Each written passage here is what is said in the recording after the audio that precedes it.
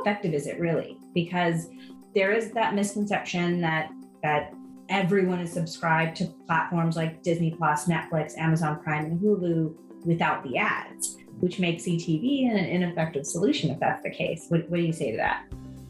Yeah, so let me tackle Netflix first.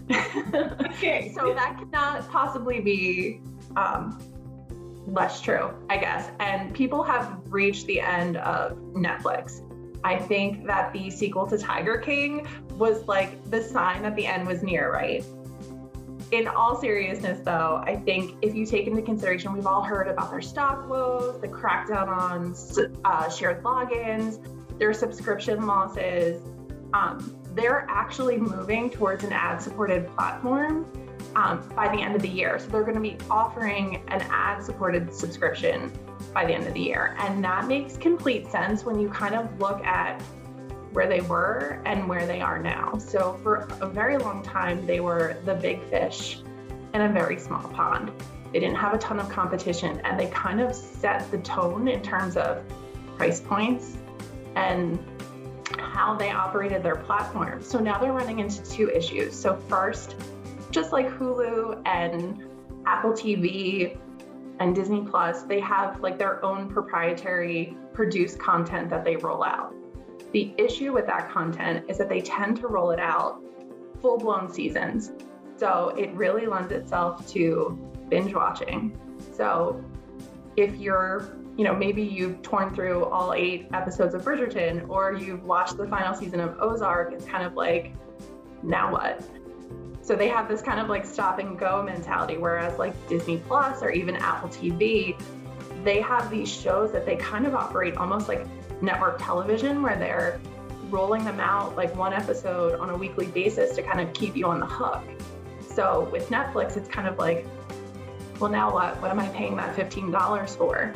Because the other problem that they have is their tried and true comfort shows that everybody was watching that had big streaming numbers that they're losing to these new platforms. So they're losing it to their competition. So you have, Friends was such a big thing for them, and it moved to HBO Max. And then you have The Office, and that moved to Peacock. And now I believe that Schitt's Creek is moving to Hulu. So they're losing all of that content that kept people engaged in their app when they weren't binge watching Ozark or Bridgerton or The Ultimatum or, whatever shows that they have. Yeah, I think the biggest lesson here is that, one, there's a lot of change, there's a lot of options, and as people want to get access to everything, it's not like they're getting the ads-free version of every single one of these. There's a lot that's changing. Melissa, is there anything you want to add to this streaming that everyone's subscribed to these and it's not effective misconception? Sure. So fun personal fact. In my household, I do not allow any non-ad supported streaming. Every streaming service must come with ads because that's how we pay our mortgage in my house. So to the dismay and frustration of my husband and my daughter, that is just how it is, and that won't change. As Amanda mentioned, many platforms have tiered options and offer that ad-supported, more cost-effective subscriptions. In fact, an article just came out a couple of days ago that discussed Disney Plus and how it's rolling out an ad-supported platform later this year. Their CFO referred to Hulu's numbers because they also own Hulu.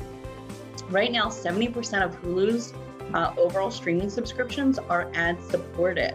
So people do not mind watching ads to pay a little less, especially when they're cord stacking, and that cord stacking is getting expensive.